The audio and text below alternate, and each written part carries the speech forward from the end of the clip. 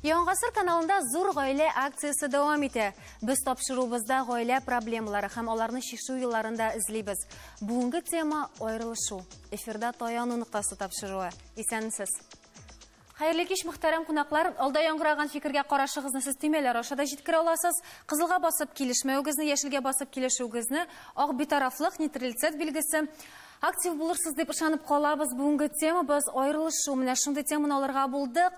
Гомумән шушы акция кысаларында без гаиләгә файдалы булгандыр киңәшләр бирергә тырышабыз. Һәм бүген дә менә аерылмагыз булса да сәбәпләре дип җырлый бит инде татар халкы. Шулай да шуңа карамастан 70-нче еллардан алып Россиядә аерылучылар саны ким дигәндә 50 мең кеше тәшкил итә. Менә Фәрдә ханым, ничек уйлыйсыз, нәрсә белән бәйле бу? Бу ниндидер вазгыять белән нәрсә булды соң? Нәрсә үзгәрде 70-нче еллардан? Беренчедән, Венера, мин бу кадәр пессимистик хәлгә төшмәс идем. Бүген, чөнки моннан 10-15 ел элек безнең Казаныбызда 55% никах гаилә таркаладыр. Соңгы елларда ул 40% тирәсе. Бу безнең тормыш. Уңай тенденция бара дигән. Бу уңай тенденция үткән 2016 ел белән чагыштырганда аерылышучылар саны 4%-га кимеде, язылучылар саны 12%-га артты. Демәк, безнең тулы гаиләләрдә бәхетле балаларның туу ихтималы бик зур. Статистик мәгълүматларга караганда, Россиядә узган елны 1 миллион 200 мең кавышучыга 660 мең аерылу туры килә. Бу инде безнең республиканы сез әйтеп киттегез, бу Россиянең дагы вазгыятен әйтеп киттем мен. Нәрсә белән бәйле дип уйлыйсыз? Менә шушы аеруларны ел белән елның аермасы, ул бит быел өйләнешкән кешеләр генә түгел, ул бәлки алдан ук өйләнешкән кешеләр дә аерылышырга мөмкин. Ничек күбрәк килеп чыга? Сүздә юк. Быел язылышканнар, быел аерылышкан дигән сүз түгел ул, әлбәттә. Беренчедән, безнең шәһәребездә шундый тенденция. Менә милекне теркәү китте бит инде. Менә шуннан башланды аерылышуны ЗАГСка килеп теркәү. Бик күп гаиләләрнең өендә аерылышу турында суд карарлары яткан икән. Милекне теркәү өчен никахлашу турында таныклыкны, яисә аерылышу турында таныклыкны бирергә кирәк. Шуңа күрә йөгереп бер елларны, кайсыдыр елларны, менә 10 еллар элек, менә бу милекне теркәү башланган гына вакытта анда искитәрлек гаҗәп дәрәҗәдә безнең аерылышучыларыбыз арткан иде. Менә хәзер инде киләчәктә тагын да зәер дип ышанып калабыз. Чөнки күп нәрсә эшләнә безнең шәһәрдә дә, безнең республикада. Нәрсә эшләргә була? Менә без аерылышабыз дип килгән кешеләргә нәрсә эшләргә була соң? Дәүләт нәрсә эшли ала? Беренче чираттан без аерылышабыз дип кешеләр ЗАГСка килә. Алар ЗАГСка килә икән, беренчесен әйтеп китәсем килә, аерылышу 2 очракта була. Балык булмаган балалары юк. Аерылышырга икесе дә риза. Анда очракта ир белән хатын ЗАГСка килә, гаризаны язалар да, бер айдан без аларны аерылыштырабыз һәм аерылышу турында таныклыкларны бирәбез. Әлбәттә, анда гаризаны язу теләген белдереп безгә килгән һәрбер пар белән без сөйләшәбез аерым. Икенче өлешенә күчкәнчә, менә сезгә, Айдар әфәнде, нәрсә эшләсәләр, сезнең гаиләгезне тотып калырга мөмкин булыр иде? Ярар, рәхмәт сезгә чакырганыгыз өчен. Нәрсә әйтәсем килә? Менә сез әйтәсезме, мөхтәрәм Фәрдия ханым, психолог булырга тиеш. Менә без кешеләрне тәрбияләргә тиеш. Менә мин катнаштым беренче каналда программада «Давай поженимся» дигәндә. Мин анда нәрсә алып бардым инде? Шәкшәк Казаннан, Талкыш кәләвен Гузеевка бирдем, Сабитовка бирдем, Василисага бирдем. Алар миңа беләсез нәрсә диләр? Роза Сабитова, аларны бит миллион кеше күрә. Нәрсә безнең шәкшәк күргәнебез юкмы әллә? Син лучше безгә алтын менә алып килергә иде монда. Менә алар бит шулай тәрбияләр. Аерылышуларга моның ни катнашы бар, Айдар әфәнде? Әйтегез әле. Ни катнашы? Менә безне ничек бит өйрәтәләр? Ир кешеләрне без менә хатын-кызларны матур итеп, менә аларның өчен шәшәкләрне, конфетларны бүләк итәргә тиеш. Телевизордан безне шулай өйрәтәләр, менә шоулардан менә хатын-кызлар бөтен шундый менә акча гына ярата дип. Мин аның менә өчен сез ничә мәртәбә законлы бракта? Мин бер. Шулап әйткәндә бер тапкыр.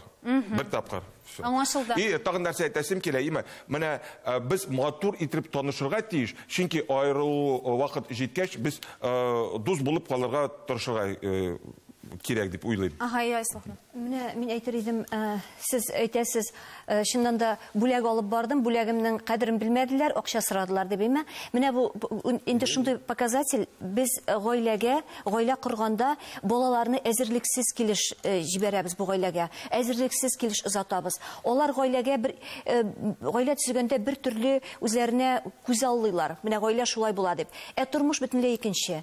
Алар менә бу дөнья көтүнең, балалар тәрбияләүнең, акча табуның, үй җыештыруның, ашарга әзерләүнең нәрсә икәнен белмичә киләләр гаиләгә. Һәм менә без сораулар алып барабыз, сорау алулар инде, исследованиялар алып барабыз. Шул вакытта яшьләрдән сорыйбыз. Сез нәрсә булды сезнең гаилә коруга нигезегез? Мәхәббәт диләр. Ә бит мәхәббәт ул аффект. Аффект белән ныклы гаилә корып булмый. Һичшиксез мәхәббәт булырга тиеш. Ләкин мәхәббәттән тыш кешедә әзерлек булырга тиеш, аңлау булырга тиеш. 70-нче еллар вакытында безнең яшьләр бөтенләй икенче тәрбия алалар иде. Хәзерге вакыттагы шикелле интернеттан танышу да юк, телевизордан карап танышу да юк. Менә бу кызышады, мин танышыйм әле. Анда 2 машина кырыйнада килеп басмыйлар танышыр өчен. Чөнки машина белән машина очрашканда икесе ике төрле килеп чыга. Мин инде үземчә әйткәндә менә иң беренче аның тәрбияви семьяда тәрбияләүеннән чыга дип уйлыйм, баш кичкенәдән. Иң беренче карарга кирәк әти белән әни ничек яши. Кыз ягында да, малай ягында да. Демәк, сезнең фикергезчә, замана үзгәрде, социаль статусларда үзгәрде. Замана үзгәрә, ләкин гаилә үзенең баланың әти-әнисе бит яшәп кала, шул килеш яшиләр. Бүтән кешенеке бүтән төрле яши. Менә шуның өчен ул гаиләдән үк башланырга тиеш, кичкенәдән тәрбияләү, үзеңнең кызыңныңмы, малайыңнымы ничек тәрбияләргә, алар алдында уже үзеңнең ничектер яхшы якларыңны модель булырга тиеш, ниндидер гаилә модели булырга тиеш. Менә бүген үзгәрдеме ул, Миләүшә ханым? Татар гаилә моделе. Бүген без әлбәттә татар гаиләләре дә бүген бик зур үзгәрешләр кичерә. Без татар халкының матур гореф-гадәтләрен югалттык. Без татар халкының миллилеген югалттык. Диннән дә без киттек. Халык кая барганын белми башлады. Татар халкының бик күп мәкалләре бар. Менә ир какканны ир каккан дигән сүз бар. Аннан соң аерылганны аю ашар, бүленгәнне бүре ашар дигән сүз бар. Менә тагын бер мәкаль бар. Әнисенә карап кызын көч, әтисенә карап улын көч диләр. Иләнешкән кияүгә биргән вакытта балаларга кызларны ничек тәрбиялиләр хәзер? 2 дипломың, беркемгә дә карама, син бүтән кешене дә табасың, уйлап торма, син анарга ярарга тырышма. Ә без социумда яшәргә өйрәтергә тиеш балаларны. Социум нәрсә ул? Башка гаиләгә килеп керәсең, аның туганнары бар. Әти-әнисе бар, якын күршеләре бар. Син аларны якын итә аласыңмы? Мөхәммәд Мәхдиевнең бер китабында әйтелгән. Иренең туганнары белән дус яши алмаган хатын бер кайчанда бәхетле булмый дигән. Менә әгәр дә син ул гаиләне үзеңнең гаиләң итеп кабул итеп, үзеңнең бәхетле икәнеңне сизеп яшисең икән, менә мәхәббәт шунда килә. 40-50 елдан соң менә матур итеп яшәп, балалар үстереп, тәрбияле балалар үстереп, әйтә аласың, безнең арада мәхәббәт булган икән дип. Бүген танышып, иртәгә аерылышып, ашыгып иләнешәләр. Аннан соң Электе озакка сузмаганнар бит, Миләүшә апа. 2 көндә тәвәккәлләгән. Гомумән ислам дине буенча да тизлек. Юк, малайларны да дөрес тәрбияләмибез. Малайлар әнисенең, әтисенең сүзенә колак салып, алар нәрсә әйтсәләр, шуны тыңлап яшиләр. Алай яшәргә тиеш түгел. Балаларга нәрсәнең яхшы, нәрсәнең начар икәнен беләсең, үз фикерең булсын дип, кырыйдан карап торырга кирәк дип уйлыйм. Фикерләре була шул вакытта, алар яши алганда, мәсәлән, яши башлар, уйламыйлар бит, алар нәрсә буласын менә әйтеп киттегез сездә. Алар менә яши башладылар, квартирасы юк. Элек менә тагын шул елларга карыйм, башта бүлмә бирәләр, аннары бер бүлмә, икеле, ишле, аннан соң балаларга да калдырып буладыр. Хәзер ничек? Алар менә шул акчага теге туй акчасына 3 бүлмәле әйбәт квартираны снимать итәләр дә, килеп терәләләр. Кая барырга? Мансур әфәнде, Мин белән килешмим. Бай гаиләләрдә дә, богатые тоже плачут дигән сүз бар. Бай гаиләләрдә дә кешеләр аерылышалар. Матди белән генә тотып торып булмый гаиләне. Менә бай гаиләләр дигәннән безнең бит инде менә чит илдә яхшырак яшиләр кебек. Шулай да чит илдә дә бит бай гаиләләрдә яшәүчеләр дә, ярлы гаиләләрдә яшәүчеләр дә аерыла. Белгидәге менә ситуацияны белеп үзегә анда да бик күп аерылышучылар саны. 7 из 10 бельгийских браков распадаются. Он парның 7-си Бельгияда айрылыша. Ішкі сәбәпләре хисләр сүрілі булса, тышқы сәбәпләре католик ширкәүләренең йогынтысы кимүдә. Дәүләт кешеләрнең шәхси тормышына кысылмый, әмма гаиләле һәм балалы парлар өчен салымнар аша дәүләт ярдәме сизелә. Шул ук вакытта айрылышу процессы бүген көндә күпкә гадиләштерелде. Менә шулай, Бельгиядә тагын әйтергә кирәк, анда байлар сирәгрәк айрылыша икән. Менә урта катламга караганда, алар сирәгрәк айрылыша икән. Ни өчен дип беләсез? Һәм менә әйтеп киттеләр, монда диннең дә, хәзер ширкәүнең дә, кимеде диләреме? Менә ничек беләсез? Без чагыштырып карасак, безнең белән вазгыять. Дин дип әйтәбез бит инде. Элек менә әле бер 5-6 гына ел булса да, әгәр егет намаз укыган булса, біз бик шатланып, аракы да эчмей ул, әйбәт егет, менә намазын укый, менә шушындый. Хәзер наоборот намаз укыган кешедән куркалар, чөнки ул мәчеттән чыкмаска да может. Анда бит инде менә тагын икенче яклары да бар. Аның шул теге дин дип кенә түгел, дин яхшылыкка илтә. Менә икенче якларында, өченче якларында Айсыл ханым, без сөйләшербез рекламадан соң.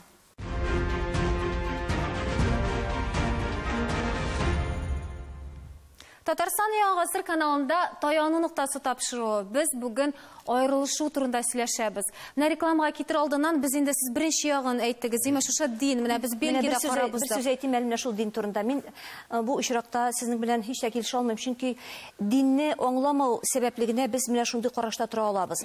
Әгәр кеше динле була икән, аның әхлакый нормалары формалашкан була. Һәм андый кеше ул үзенең аның таяну нуктасы бар гаиләсен саклауда, чөнки дин ул гаиләне сакларга, зинага каршы өйрәтә. Ә менә күпме гаиләләр безне зина аркасында, хыянәт аркасында таркала. Менә психологларга вал булып килә. Чөнки хатын-кызларыбыз килә аеруча. Чөнки чыннан да бик күп иратлар акчага, материаль байлыкка ирешкәннән соң, аларга инде элекке гаиләсе ярамый, элекке хатыны ярамый, аңа инде яңа кирәк, матур кирәк. Һәм шуңа күрә элекке гаиләләр таркала. Монда бик күп психологик һәм социаль проблемалар барлыкка килә. Миңа калганда дин менә нәкъ бер гаиләне саклап калуда бер таяну ноктасы була алыр иде. Чынында айрылышу вакытында бер генә сәбәп була алмыйдыр инде. Бу комплекс, бөтенсе бергә җыела. Менә никахларның 15% нибары бер елга сузыла диелгән, име?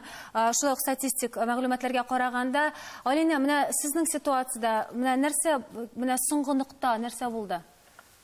Соңгы чиккә җиткергән сәбәп? Ол білесіз, мен үз ситуациямнан да шығып әйтәсім келе, мен үз фикеремне білдірәсім келе. Элекеге заманда ол әйбәтрәк булган минемчә, теге еш гаиләнең бер әйбер сездә булмаган, мәсәлән, минем дә бер әйберем юк, иремнеке дә юк, һәм икебезгә бергә квартира бирәләр. Икен бергә шүпләп җыясың, аерылганда син аны Оны ничек бүлеп бетергә дип куркудан да син аерылмыйсың тиз генә. Алина, материаль якка гына моны ни дип була алмассың? Икенчедән, юк, ансы беренчедән тотып тора. Икенчедән, мәсәлән, аерылышканда, элек миңа сөйләгәннәр иде, әллә 3 ай буе аерганнар дип. Органнар. Депутатлар безнекеләр Татарстандыкылар кабул итте, Татарстанда. Ә Мәскәү каршы килде. Менә кабул итмәде ул. Нәрсәгә кабул итмиләр? Чөнки анда аларның күбесе аерылырга торгандыр, кайсысы аннары бит инде берәр ел көтәсе булгач бит инде аерыла алмыйлар. Гомумән дәүләт шушылай кирип кенә ситуацияны үзгәртә аламы? Сез моңа ышанасызмы, Мамат Сарабай? Дәүләт үзе генә берничек тәген мин аңа ышанмыйм. Но уйларлык фикер бар. Монда таяну ноктасы дигән сүз. Закон барбыр бит инде, кызылга машина белән узмыйбыз бит инде. Әгәр ярамый дисәләр, барыбер тукталасың. Менә минем шундый сорауым бар. Хөрмәтле дуслар, менә мәхәббәт дигән сүз, менә сез әйттегез, аффект, сез дөрес әйттегез. Менә ул ничә аймы, атнамы, елмы менә уза? Сез әйтә алмыйсызмы менә? Профессионал. Бала туганчы була, бала туганнан соң. Мин сезнең белән килешмим. Бала туганнан соң. Мәхәббәт ул үзенең төрләрен үзгәртә. Ул трансформируется дип әйтегендә. Хөрмәткә әйләнергә. Миңа калганда гомерлеккә җитә. Миңа калганда гомерлеккә җитә. Моның өчен шуңа ышанмаганга күрә сезнең бәлки менә никахыгыз да шулай гаиләгез дә таркалгандыр. Бәлки ышану кирәктер, Алина. Юк, беләсезме? Юк, мәхәббәт, мин ризалашам. Мәхәббәт ул чыннан дагы теге тормыш рәхәт булганда мәхәббәттә yüзәсең, мәхәббәт бар. Проблемалар килеп чыкканнан соң, анда инде бер-береңә проблема хөрмәткә әйләнергә тиеш мәхәббәт. Шуңа әйләнсә, хөрмәткә әйләнсә, кала. Ул элекке күзне күзгә карап, кулны кулга тотып, ул мәхәббәт түгел, ләкин бу икенче мәхәббәт. Ул бәлки тирәнрәктер, ул бәлки әһәмиятлерәктер. Менә минем дә бер фикерем бар. Менә Алина әйтте, бала туганнан соң мәхәббәт бетә дидем. Менә хатын-кызларның, Алина миңа ачуланмасын, бу хатын-кызларның түзем булмаулары, бала туганнан соң хатын-кызларның түзем булмаулары, хатын-кыз авызыннан ул матуррактан бәлки ялгырыйдыр. Дөрес. Кушыла, менә Хатын-кыздан күп нәрсә тора. Авырлыкларга каршы тора алмаулары, авырлык та түгел. Сау сәламәт балаң туган икән. Ул синең яраткан ирең белән бергә тапкансың икән ул баланы. Торырга урының, ашарга ризыгың, кияргә киемең бар икән. Шатланып ул баланы ничек итеп матур итеп тәрбияләү турында уйласаң, мәхәббәт бетә дип яшәмисең. Мәхәббәт ул балага күчә, иреңә күчә. Бу баланың атасы булырга тиеш дип уйлыйсың. Бу бала тулы гаиләдә үссен, тулы гаиләдә үсмәгәндә дә, иләнгән вакытында, кияүгә чыккан вакытта да кызларны карыйлар. Атасы ата белә үскәнме? Менә шундый авылларда йөргәндә әйтәләр, ата булсын. Бер нәрсә эшләмәсен, бу әтисе булсын диләр. Аталы гаиләдә үскән кызлар, алар башка төрле булалар. Әтисе юк икән, нишләргә? Күп кеше әйткәндә атасы юк икән, ул бала гаепле түгел. Әтисе юк икән, әтисе юк икән, хатын-кызны тәрбияле итеп үстерергә кирәк, түзем итеп. Иратны? Иратны нык итеп үстерергә кирәк. Үзен әйтә белә торган. Баштан сыйпасагыз бит инде, без бөтен нәрсәгә риза булабыз бит инде. Шуның өчен юк, һәр ситуациядә үзенә бер төрле бит инде ул. Бөтенләй бергә дә түзеп булмай. Мәсәлән, нәрсәне син түзә алмадың, Алина? Мин түздем. Менә барыбыз бит инде нәрсә сине читкә җиткерде, нәрсә чыгарды. Без сәбәпләр турында да сөйләшәбез. Аерылышуга кит, барыбер татар хатны соңга кадәр түзә ул. Бала өчен дип булса да түзәргә тиеш. Мен хәзер дә әйтәм, минем бөтен танышларыма да әйтәм, мин аны язып та чыктым. Хатын-кыз миңа калса, гаилә таркалырга мөмкин, таркалырга тиештәдер дип уйлыйм, бала туганчы. Чөнки бала тугач, ул бөтенләй дә таркалачак. Инде таркала башлаган икән бала туганчы. Бала туган икән, син bütün үзеңнең булган көчләреңне җыеп, иратта, хатын-кыз гына түгел, иратта, bütün булган көчне җыеп, шушы ситуациядән чыгу юлын карарга кирәк. Ахыр чиккә җиткәнче. Шул вакытта, Венера, әйтер идем, без бүген әгәр дә bütün тыңлаучыларыбызны ахыргы чиккә кадәр түзәргә чакырсак, бу бөтенләй дөрес түгел. Була шундый ситуация, турып качарга кирәк, чыгып качарга кирәк. Өстеңдә булган киемеңне кулыңа балаңны күтәреп чыгып качарга кирәк. Агрессия, эчкечелек, наркомания. Моның нәтиҗәләре бик зур була. Шуңа күрә бөтен очракта булай түгел. Ләкин түзәрлек булган очракта түзеп карарга кирәк. Яшьләрне тәрбияләргә кирәк, шулай иттереп. Менә хатын-кызларны сөйләшәләр. Сез нәрсәгә түзә алмадыгыз, Айдар әфәнде? Сез бит үзегезне әйтмисез. Ярар, без басып торабыз. Айдар әфәнде, сез үзегезнең сәбәпләрне әйтегез. Сез нәрсәне түзә алмадыгыз? Юк, минемчә, мин менә Алинаны тыңлыйм, хатын-кызлар хәзерге көндә минемчә эгоистлар дип үсәдип, мин уйлым шулай дип. Алар менә мустақил. Юкмы? Без мустақил. Алар менә хатын-кызлар алар яңадан үзләре өчен эгоистларча түгел. Алар бөтенләй хәзер менә ничектер шулай килеп чыкты, менә үзгәрәләр. Хатын-кыз ул бөтенләй тормышны үзе алып барырга ияләнде. Менә бу кирәк. Бездән тора, егетләрдән ираттан тора. Мансур абый, Айдар әфәнде, сез шулай да әйтмәдегез. Сезнең сәбәп, сез ни өчен аерылдыгыз? Мин әйтәм сезгә, менә шуны апта. Беләсезме, ул шулай инде природадан бара безнең име. Менә балалар кичкенә булганда 5 яшькә кадәр, 15 яшькә кадәр без аны үстерәбез, име. Аннан соң без инде ир кешеләр гаиләгә кирәкми баланы үстергә. Алар уже зур. Балаларыбыз зур. Юк, алай түгел. Сез беләсезме? Миңа нәрсә тагын кирәк иде. Мин балаларны яратам. Миңа 2нче, 3нче, 4нче, 5нче, 6нчы бала кирәк миңа. Илендерергә тиешәле сез аларны. Илендерәбез. Нигә сез 6нчы бала ясыз әле? Без бер видеозма карыйк. Менә Канадада бит шулай ук бик күп никахлар таркала икән. Балаларны үстергәннән соң. Әйдәгез видеосманы карыйк, аннан дәвам итәрбез.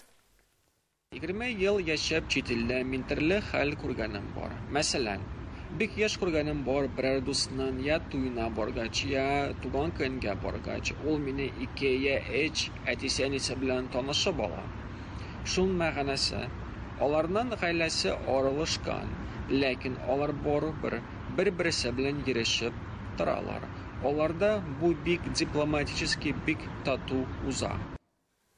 Сезнең менә шушы аерылышу процессы ничек узды? Сез дус калдыгызмы? Бик дус калдык. Мин сезгә шунап әйтсәм, мин Алла сакласын, авырсам, мин хатыныма килсәм, кич белән, менә 2 кулымда, 2 аягымда. Беренче хатыныгыз турында әйтәсез. Ул миңа каршы ала, ишертә калдыра кумый. Мин дә хатынымны менә ташламыйм, мин аны онытмыйм. Сез аны хатынын дип йөртәсез, монсы да инде. Без аерым торабыз. Ләкин безнең менә, Сез аерылмаган официально. Без аерым торабыз. Ләкин мин хатынымны яратам, ул минем малайымның баласы. Мин анардан минем барбыр ул русча әйткәндә ответственностьым бар. То есть аерым торсак да инде менә ул кайбер вакытта тикшерүләр уздырганыбыз бар, менә 3 шәһәр хатын белән теге 3нче мәртәбә өйләнүчеләр, ләкин алар бер вакытта да беренче хатынын онытмыйлар, беренчесен. Беренчесе иң ахырда барбыр шул беренче хатынга әйләнеп кайталар. Менә кайсыны гына карасак, беләсезме, бу даже мәсәлән сез менә күз алдына китерегез, сез хатыныгыз белән бизнес партнерлар. Урысча әйткәндә сез хатыныгызны кинули. Аның матурлыгы биткәчтен Айдар абый. Ана килеп чыгар бит. Ну мин әйтәм бөтен фатирларымны, акчаларымны мин барбер хатыныма һәм балаларыма беренче ир Алладан дигән сезгә аерылышуларсыз да яшәргә мөмкин бит, Айдар әфәнде. Үзбәкстанда аерылышулар саны иң азларда. Ни өчен шулай икән Үзбәкстанда? Анар дәвам итәрбез, яме? Это редкое явление. Үзбәкстанда аерылышу сирәк күренеш, гаилә өчен бу хурлык. Әгәр гаилә аерылышуга барып җитә икән, иң элек мәхәллә аксакалына мөрәҗәгать итәләр. Әгәр сөйләшүләр нәтиҗә бирмәсә, гаилә судка мөрәҗәгать итә. Монда да сезне беркем аерырга ашкынып тормый, дуслашыр өчен тагын ярты ел вакыт бирелә. Бу вакыт эчендә туганнары, ата-аналары гаиләне кавыштырырга тырыша. Ярты ел узганнан соң кабат инде судка сирәк киләләр. Менә миңа калса бик дөрес. Бездә шушы депутатлар кабул иткәннәр шундый ук чара белән әз генә ниндидер бер тоткарлык булса, күпме семьяны саклап кала аладыр. Монда бер әйбер бар. Монда ул әйтә медиатор турында. Аксакал бу очракта медиатор булып чыга. Ягъни ул ике килешә алмый торган якны килештерүче кеше булып чыга. Һәм безгә әгәр дә ул законны кабул итсәк, менә шушы медиаторлар системасын уйлап табырга кирәк. Чөнки бездә андый авторитетлы аксакаллар хәзерге көндә кызганча каршы юк. Системасы обязательно закон кирәкми аның өчен. Мәсәлән, безнең Казан ЗАГС идарәсендә менә 3 площадкада һәр атнаның чәршәмбе көнендә медиаторлар кабул итәләр, шундый хәлгә килеп җиткән парларны. Бездә мондый хәл булса, Үзбәкстанда кебек, сез аерылышыр идегезме? Минемчә, хезмәт кысылырга тиеш түгел, менә 2 кеше аерылган. Нәрсәгә ул? Һәм солымнарны да алар бит әле арттыралар. Бу әле медиаторлар да түгел, анда солымнар да бар. Алина, ничек уйлыйсың, әгәр дә бездә дә шулай булса, бу сезнең никахыгызны саклап калалар идеме? Беләсезме, бик күп никахлар сакланып калыр иде дип уйлыйм мин, андый хәл булса. Менә кеше бит инде ул кешенең характеры гомумән кәеф үзгәрүчән инде ул. Мәсәлән, гаиләдә бүген талашасың, иртә дуслашасың, 3нче көнгә сугышасың, 4нче көнгә дуслашасың. Шулай инде ул. Гомумән без бит менә бер точка, бер нидән позициядан карыйбыз ситуациягә. Ул менә медиатор, ул психолог буламы, ул аксакал буламы, ул икенче позициядан карарга ярдәм итә сиңа бу ситуациягә. Һәм син моңа бөтенләй башка төрле ача. Төрле гаиләләр бар. Хөрмәтле җәмәгать, менә карагыз әле. Парларның, менә аерылышучыларның беренче урында тора сәбәпләргә килгәндә. Бу алкоголь, наркотик кулланулар 41 гаиләдә. Икенчесе, яшь гаиләнең фатиры яшәү урыны булмау 14%. Туганнарының гаиләгә тыкшынуы шулай җитди сәбәпләрнең берсе 3нче урында тора. Бала булмау 4нче урында. Ир белән хатынның аерым яшәүе бу шулай ук сәбәп. Бәлки шуның белән дә бәйле булгандыр. Гаилә вәкиленең төрмәгә утыруы һәм башка сәбәпләр дә бар. Шулай да моңа кермәгән, шулай ук ассызлыклап әйткән аерылышучыларның сүзләре бар. Хыянат, кул күтәрү, агрессия, көнчелек дигән шундый аспектлар да бар. Менә һәммәгезгә дә сорау, безнең вакытыбыз тамам. Менә гаиләдә Ayrılышу мәсьәләсен хәл иткәндә, шушыңа килеп җиткәндә, аны хәл итүдә нәрсә таян ноктасы булырга тиеш? Ходай Тәгалә безгә кирәкле кешене бирә, без теләгән кешене бирми дип. Без бер кушылганбыз икән. Менә бит инде һәрбер хатын-кыз да, ир-ат та үзенә ошаганрак кешене сайлый. Алар битләре белән дә ошаган булалар. Менә туйларда утырасың, аларның яңадан яшәп китмәүләре сизелеп тора туйда ук. Гаилә төрле, ата-ана төрле, үзләрен тотышлары төрле, фикер йөртүләре төрле. Менә кемнеңдер ират ягындагы бер фикер әйтәләр, хатын-кыз ягында бер фикер. Тос әйтүләргә кадәр үзгәлек, алар бер ничек тә бергә яши алмыйлар. Менә шунарга күрә бер проблемаларны решать иткәндә бер-береңне кабул итә белә торган парлар булырга кирәк. Мин уйлыйм, яшьләр дә, өлкәннәр дә тапшырудан соң үзләренә файдалы киңәшләр ала алганнардыр, ишеткәннәрдер дип ышанып калам инде. Һәм барлык гаиләләргә дә дус, тату яраткан кешеләр белән яшәргә насыйп булсын дигән теләктә саубуллашабыз. Исән-имин булыгыз.